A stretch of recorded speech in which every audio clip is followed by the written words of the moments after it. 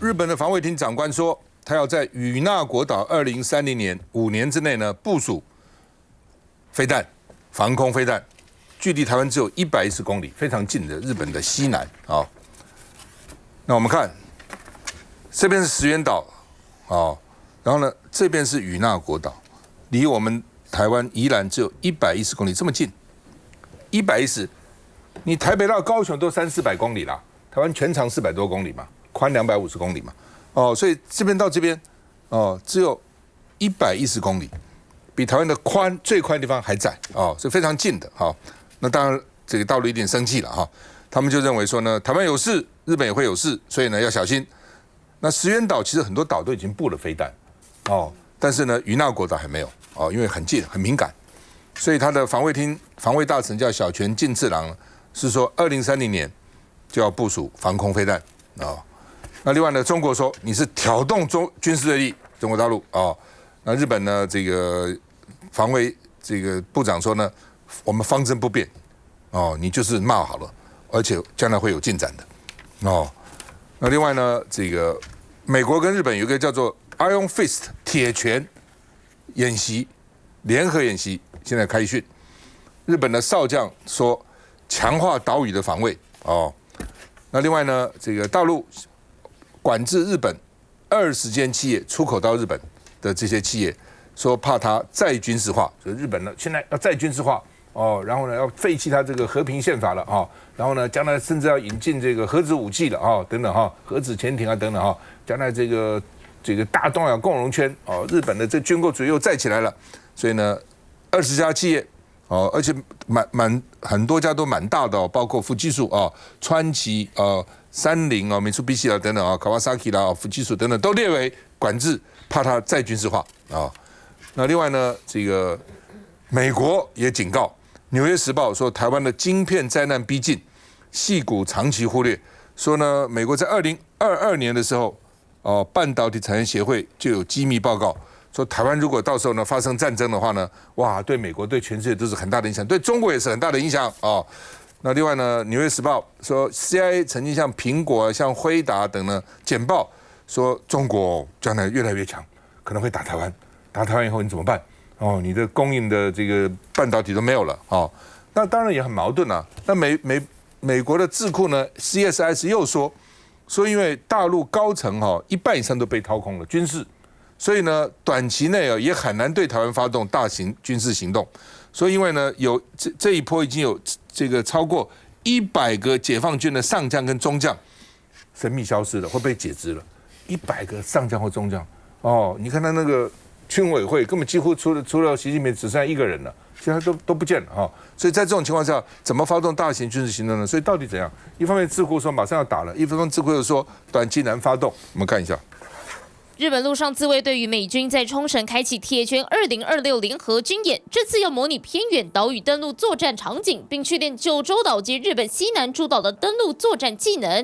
日本美方的指挥官也强调，这回演习没有考虑任何特定国家。不过，日本防卫大臣小泉进次郎却宣布，距离台湾最近的日本最西端岛屿冲绳县的与那国岛将部署新的飞弹部隊，目標時程定在2030年度。中佐部隊の配備時期につきましては、今後の施設整備の進捗により変更があり得ますが、現時点では、令和12年度、2030年度ですね。とする計画であります。不止日军动作频频，美军也计划在与那国岛部署海马斯，这距离让中共绷紧神经。陆方商务部将20家日本实体公司列入出口管制管控名单，像是三菱、川崎、富士通等等企业，股价明显跌许多，要遏制日本再军事化企图。中方依法列单的行为仅针对少数日本实体，相关措施仅针对两用物项，不影响中日正常经贸往来。而根据陆媒报道，日本政府计划修改3份安保相关的文件，预计增加强化防空网路，应对大规模无人机攻击等等的内容。目前相关单位也正在讨论当中。随着日军展现强烈企图心，恐将继续牵动中日之间的紧张神经。来源自我就觉得那个可能也很难，就日本要在军事化这个趋势，应该也就会一直发展下去嘛。因为最主要是高市之前选举大胜啊，而且他选举的时候就提出来说，他希望要加强日本的军事能力嘛，那结果很少的选情，那这条路就一定会走下去嘛。再加上那个小泉，原本他刚上任的时候就有出访，像与那国岛、宫古岛等等，就有提到就是要加强他防御能力，所以日本一定朝那边走下去，但是。这样子就代表说，两岸现在关系非常紧张。我觉得也未必啦。我觉得这个也有点像民进党，反正就是打芒果干嘛。那只是说会一直这样做下去。那美国其实他 CIA 去跟美国那些品牌讲说啊，台湾这边非常危险啊，然后他们的目的是要这些品牌未来去跟 Intel 啊，美国这些晶片公司去买晶片。可是像这些。像苹果啊、辉达，他们就听而已啊，也没有说想要跟美国买。为什么？因为台积电东西就是比较好。所以，当然，我觉得这些迹象会让大家会直觉觉得，是不是因为真的非常紧张了，所以他们才有这些动作？可是，其实也有一种可能，就是他有别的原因啊，故意觉得两岸这边好像很紧张，然后达到他其他的目的，这也是有可能的啦。来，嘉瑜怎么看？当然，我觉得日本现在在高市早苗的这个领导之下，我可以说大家是有志一同啦。因为毕竟不管是年轻人，不管是这个民众对于政治的参与度，跟日本强盛的未来的期望都非常的高。那高市早苗过去这个台湾有事、日本有事的这一套论述，一直受到中国的不满，而且打压。那用尽各种方法去针对日本，不管你说是在对日本的商品的采购等等的，或者是对中国的观光等等，对日本的观光旅游等等限制这个陆客去日本等等所有的这些，不管是在外交上、军事上，或者是经济上，对日本用各种封锁。可是日本民众还是用这一次的选票来支持了高市早苗。那我觉得这某种程度就展现了对于日本民众来讲，他们所期待的日本的主体性，跟战后以来日本一直被用各种方法限制他们这个自卫的能力。所以我觉得这一次高市早苗所提出来的恢复日本的这些自卫队，或者是在各方面的军事的加强，对于台湾来讲都是一个非常有利，而且对于台湾跟日本在半导体产业的关联性包括熊本厂在这个投票之前，魏哲嘉还特别跑去说这个熊本的2奈米也即将要在日本来开始生产，所以我相信这个美日台的同盟关系一定会更加的紧密。那对于中国来讲，当然中国它所面对的就是内部自己的权力问题。刚刚讲的解放军这么几年来不断的用什么各种什么铁拳计划、正义之师不断的一些找机会来去对台湾来去做威吓。可是问题是内部自己的贪腐问题，或者是军事的这些人事的问题，这个是习近平他自己要去面对，说为什么在解放军内部有这么多不管是权力的斗争，或者是贪腐的问题，他自己所摆不平，而且不断有传出对习近平不利的消息。那我觉得自己中国内部的问题反而是更大的。还是刚。我觉得中国大陆到底军方高层到底发生什么事情啊？目前为止，包括很多外电的报道，看起来莫衷一是。那是不是什么把这个情报给美国？看起来不太可能。但是还是贪污什么东西？然后这么大的一个清洗过程，然后目前为止还没有完全补上。而且呢，这个解放军在整个这个几个大的战区的司令员，他也是做了大规模的调动，就在过年以前。所以显然，习近平是不是在帮下一任的他自己的军委的权力来做铺路？这也有可能这有可能性很大。所以总之来看，就是习近平内部呢，对于军权的部分是持续的强化他的权力，而且不容许在他的权力范围里面有二心。好了，那回到日本，那日本本来就是个比较右倾的社会啦，包括说，所以像一些比较维新会啦，或者日本自民党的这种右派，在日本本来就比较容易得到大家的认同，选票也长期的占持那个主流的地位啊。所以你对在武装日本或日本的这样子的一个武力的提升，其实对一般的日本民众来说是 OK 的，是受欢迎的。只有少数担心说会不会走向军国主义的这个路线啊等等那再加上美国在旁边的一些鼓励或是默许，包含说像核子潜艇，也许会开放日本往核子潜艇的研发跟制造方向去走所以我觉得看起来这东亚地区的一种隐形的武力的竞争武装配备、国防经费的提升，我觉得看起来是个免不了的趋势。所以美国也很聪明一方面卖武器给这些东亚盟国，二方面又把台积电呢弄去美国告诉大家说呢，就算东亚地区发生战争，美国的产业也不要怕，因为台积电呢未来有40%的产量是在美国了。好，那相对于美国这样准备，那我们自己到底准备什么？除了一直跟美国买武器之外，我们有没有2手策略？韩国有2手策略，新加坡有，美国也有。那我们自己的策略是什么？还是每天的就是硬着头跟这个中共、跟北京，然后来去做对抗？那我们自己的产业界的未来在哪里？所以就有时候看到别人，去想想自己，我们是不是只有单一路线，显得太单薄了？就大陆的军事高层到底搞什么？怎么斗争这么多人？就可见，这一旦养成贪腐的习惯以后，你要去掉它是很困难的。我的侧面了解，大陆军方是很腐败的。你要升个官，一定要送钱，升官你要一级级往上送，那个送都不是只是我送你而已，那是一定是一个集体的嘛。对不对？我之所以当到这个，是我之前不知道送了多少啊，我今天才当这个位置。那你要干上来，你也要送钱呐、所以习近平一而再、再而三这样大刀阔斧的要是肃贪都很难完全把它肃成，因为这些积弊已经几十年了，今天能干到上将、中将，他已经搞了几十年了。他之前送了多少？他中间又收了多少？所以这个问题真的很严重。你说不整也不行，但整了通通整光光了，好像也有他的问题。休息一下再回来。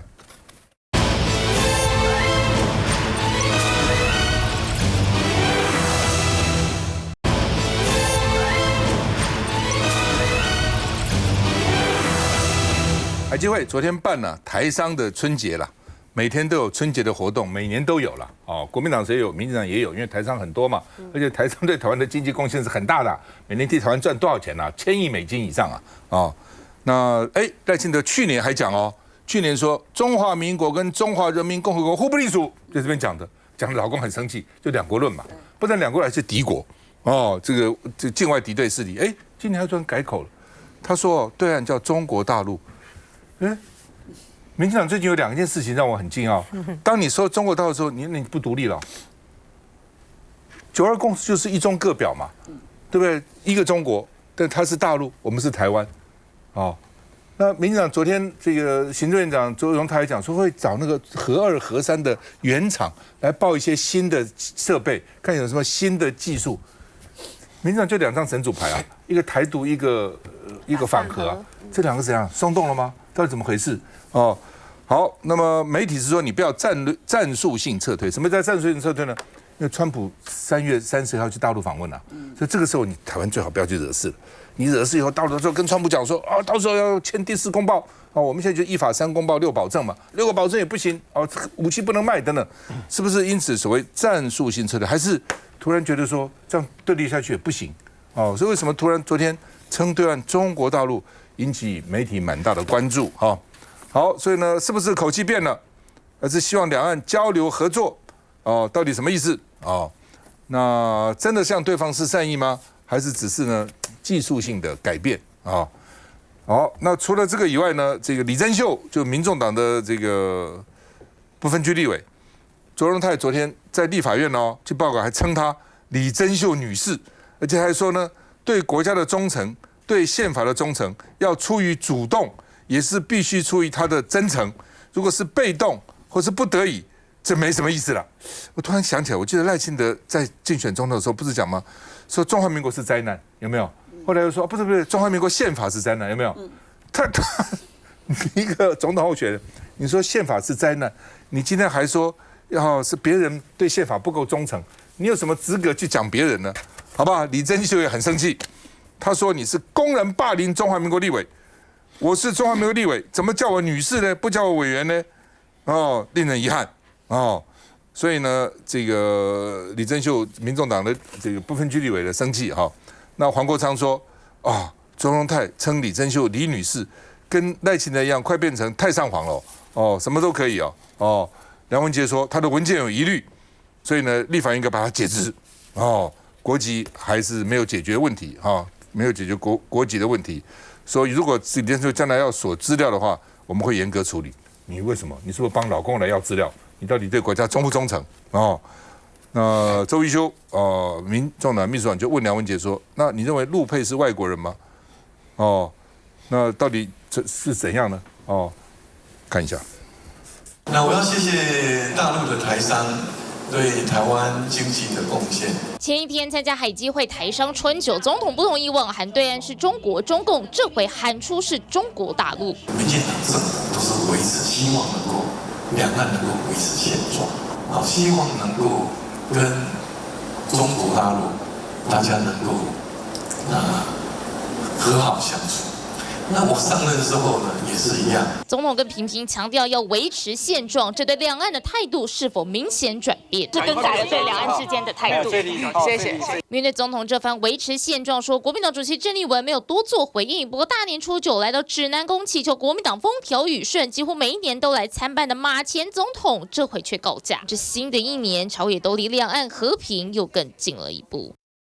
立委李珍秀首次踏进立法院议场，主动出击，跟官员握手致意。昔日频频跟内政部长刘世芳隔空互呛，这回也特别多停留10分钟寒暄。最后跟行政院长卓荣泰握完手，才回到位子上。但吴思瑶脸书爆料，卓荣泰当场称她为李女士，似乎不愿承认她是立委。民进党委员也不放过这大好机会。李女士是否符合公职人员的参选资格？对国家的效忠，对宪法的忠诚，必须出于主动。如果是被动，或是被逼，或者不得已的，那这样的忠诚、这样的效忠是一点价值都没有。我们并不怀疑李珍秀女士在主观上的对中华民国的忠诚，但是我们不能够信任每一个人在面对中共的武力或是利诱的时候会是勇士。从立委到官员开口闭口都是李女士，拒绝称呼为立委，这让李珍秀气得跳脚，高举霸凌纸条抗议，也被韩国瑜制止。有人在干扰我的秩序，破坏议场秩序。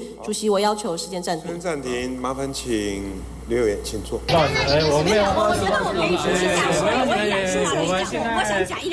在议场吃了大闷亏，没想到质询结束，幕僚还不给他受访，李珍秀哪吞得下这口气？请问今天所有的公职人员，大家是不是对中华民国宪法宣誓？是不是遵守中华民国宪法？如果遵守中华民国宪法，今天没有任何争议。谢谢。李珍秀就职争议，陆委会主委梁文杰就是不采认1993年的除籍文件，也算立法院就是不解职。而立委陈培瑜爆料，韩国瑜私下希望党团协商处理。开首日，李珍秀就被震撼教育，争议如何解，还得看韩国瑜态度。那曾宇到底怎么回事？我觉得首先如果要用这样称呼的方式，我也想问一下卓先生，请问一下，中华民国在逼迫台湾民众党的立法委员吗？请问一下我们整个赖政府的赖先生，请问我们中华民国宪法是没有办法保障拥有中华民国身份证的立法委员吗？如果是这样子的话，台湾真的会太乱了。我必须说，其实整个立法委员的身份资格符不符是由立法院决定，而不是由行政权来决定。如果今天行政权你们如果有办法依法行政，那我们就照着依法行政来走。如果今天他的身份核实，他经过了大法官的宣誓，他就是我们中华民国的立法委员。就像他刚刚说的，卓荣泰卓先生他特别讲到说，如果是被逼迫的忠诚效忠，一点价值都没有。所以现在是我们的卓先生告诉我们全国的人民，他正在逼迫我们中华民国的立法委员吗？如果他今天宣誓效忠中华民国的宪法，难道他的忠诚是被你们逼迫的吗？我相信绝对不是的哦。所以其实你可以看到，一个赖政府你的执政团队，你的小鼻子小眼睛的状态之下，你真的很难看到我们国家往前走一步的方向。我还是必须强调，依法治国很难吗？如果今天你认为他的任何的文件有疑虑，那就拜托陆委会拿出你们该在两岸之间可以沟通的方式，我们去寻求最正确的文件。到底什么样子的文件内容是符合中华民国的文件规定，就拿出来吧。你不要中华民国的行政机关做不到的事情，你叫一个立法委员去帮你们的行政权来去处理事情，我觉得这个是国人没有办法接受的。如果今天他的身份资格有问题的话，那不好意思，大法官他在宣誓的就职当下，你们就应该喊卡，而不是现在他已经宣誓就职之后，用这样子在议场上、人民的议事殿堂上面，公然的去霸凌中华民国的立法委员，相当的不耻，相当的不认同。对了，这是双重标准了。他既然已经宣誓，就表示他效忠嘛。那你要说他是假的，那你赖清德当总统，你也要宣誓啊。你行政院长也要宣誓，那你那是真的吗？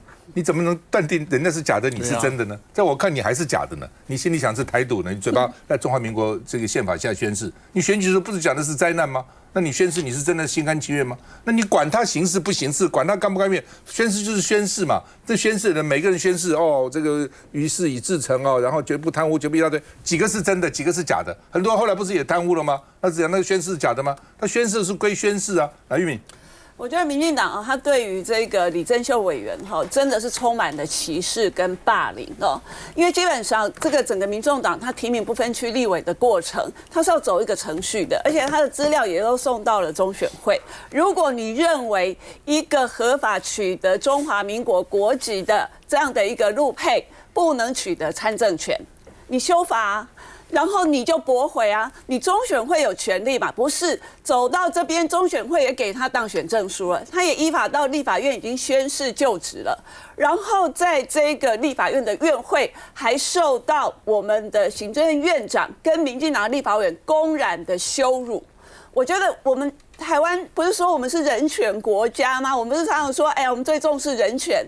请问你这样子针对一个只是来自于不同国家，最后取得中华民国国籍的这样的一个民意代表，做出这些比较羞辱性的这样的一个攻击，你真的有符合一个人权国家的标准吗？我觉得感到非常的丢脸哦，就是说我们口口声声讲的人权，竟然只是口号而已，在民进党执政底下，公然的去歧视跟霸凌一个来自对岸，然后最终取得中华民国国籍的这样的一个民意代表，真的对他是非常的不公平。所以我们就要想啊，民进党你到底对于对岸，你是把它视为敌国，然后他所有这个陆配来到台湾，你都要戴着一个有色的眼镜看待他们，你是这样子吗？那你如果是要这样子做的话，干脆你就修法，我们也不用两岸通婚了，好不好？然后你就修法，也禁止他们取得中华民国国籍，不是这样比较干脆吗？不是，他又要说一套，又要做一套，要维持表面的以为他接受，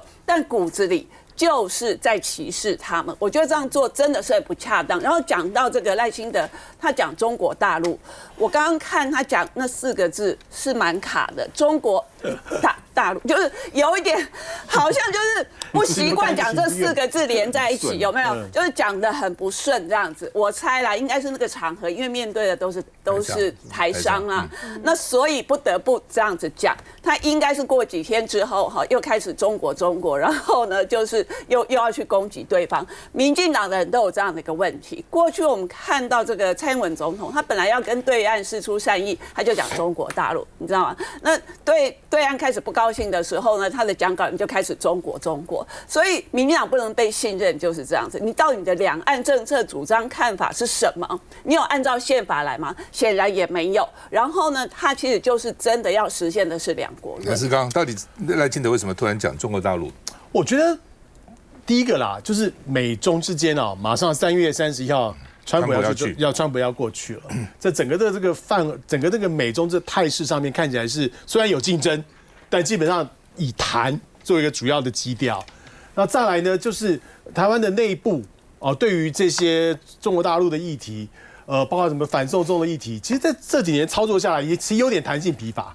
你像去年大罢免，这罢免月圆之说，也用这个反送中，把这些这个填共立委啊，然后卖台啦。就搞了大半年，一个也没罢掉，所以其实内部对这样子一个也很疲惫，也很烦。再来第三个，很多台商我都了解，很多台商私底下也好，不是台面上也好，都是拜托民进党政府，你没有帮忙就算了，不要再刺激了，你不要再刺激了。那个生意呢，就让他们台商就靠自己的力量，因为他很多台商现在在大陆存活下来了，坦白讲，在那边都做得很好，很多的产业都在全世界都前5名、前10名的。基本上在跟中国大陆的这个官商的关系，或是处理一些法律上的问题，都循规蹈矩，都没有什么太大的问题。所以大家希望说有一个比较和平的做生意的环境。然后在过去很多的资通讯厂商说要去印度，有没有？后来我知道很多人还是回来了，甚至有的人就把印度的厂都卖给塔了。还是回到中国大陆作为主要的这个生产基地因为它有一个就是产业链的问题，所以我觉得这很多的现实把它叠加起来，我觉得多多少少让他在这个时候就松口一下，因为这个松这个口对他来说也没什么实质的损失，也不会影响到他基本路线。